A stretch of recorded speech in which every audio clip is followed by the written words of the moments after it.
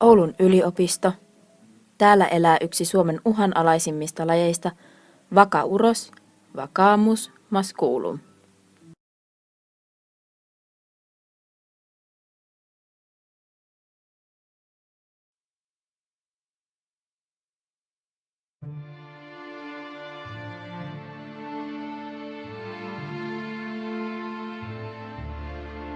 Viranomaiset julistivat vakauroksen rauhoitetuksi vuonna 2012. Rauhoituksen myötä lajin yksilöiden lukumäärä on lähtenyt kasvuun. Lajin urokset ovat kuitenkin vaarassa hävitä sukupuuttoon, mikä on uhaksi koko vakalajin tulevaisuudelle.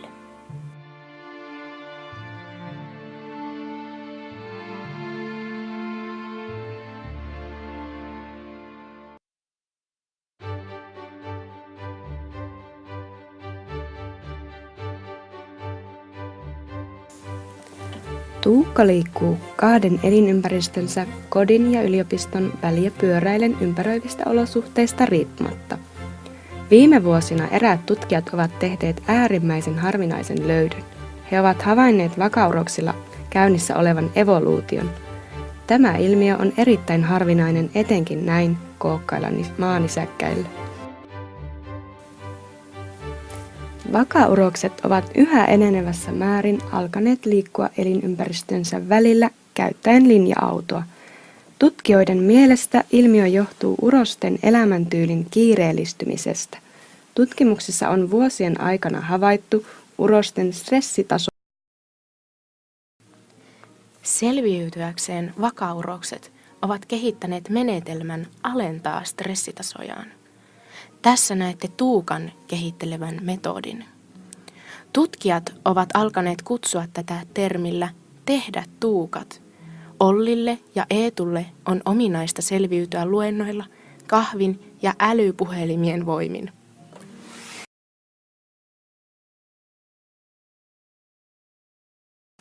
Myös vakalauman naaraat ovat oppineet alentamaan stressitasojaan kopioimalla urosten käyttäytymistä. Ei tarvitse kuunnella.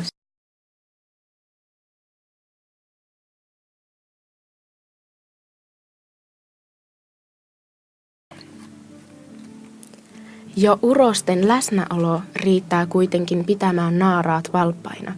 Urosten ei tarvitse suorittaa erillisiä soidinmenoja, sillä naaraista ei ole pulaa. Vientiä riittää.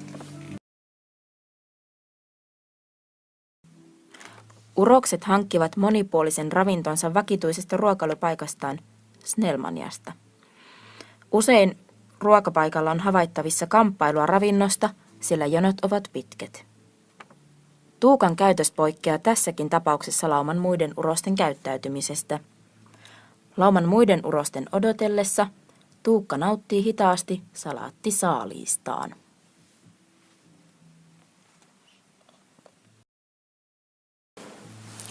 Tyydytettyään ravinnolliset tarpeensa, urokset siirtyvät juottopaikalle. Eetu ja Olli varastoivat lisää energiaa kahvista. Tuukka ei kahvin tuomaan lisäenergiaa tarvitse, sillä hän on nukkunut koko viime luen. Urosten lukumäärä on liian alhainen varhaiskasvatuksen koulutuksessa. Uroksia on vähän ja heitä tarvitaan alalle tuomaan monipuolisuutta, tasa-arvoa ja uutta näkökulmaa asioihin. Nyt me vetoammekin teihin, hyvät urokset. Teitä tarvitaan, teidät halutaan, te olette uskomattomia.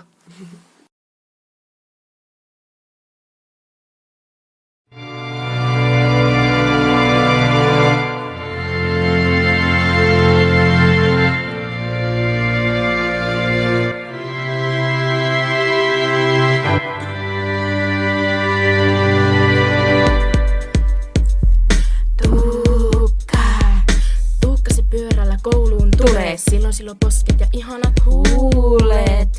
Vaik on massi keisari, pääl on Niken huppari. Kun ei kiinnosta luennon puuhat, silloin täytyy tehdä tuukat. Kauheasti naisia, kenties, Tuukkahan on mysteerimies. Olli kahvia, saa sitä virtaa. Luennolla ei kiinnosta piirun vertaa. Ollia alkaa luennolla nyppii. Sitten se lähtee pöydille hyppii. Ollilla on kaunis tenorin ääni. Sanoo tunnilla, ai löin pääni. Olli alkaa pätee, vaikkei oiskaan paikalla väkee. Eetu. Naisille kun Eetu tikkaria tarjoaa, siinä jää muut jäpät Eetun varjon. Eetulla on lompakossa 50 seteli, ja sen kun ne pitää hirveitä meteli. Elämässä säpinää on monenlaista, onkohan löytänyt itselleen naista? Harrastuksena Eetulla on säbä, onkin aika uskomaton jäbä. Vaikkei miehiä meillä on paljon, silti kaikki C-luokan muijat niitä palvoo.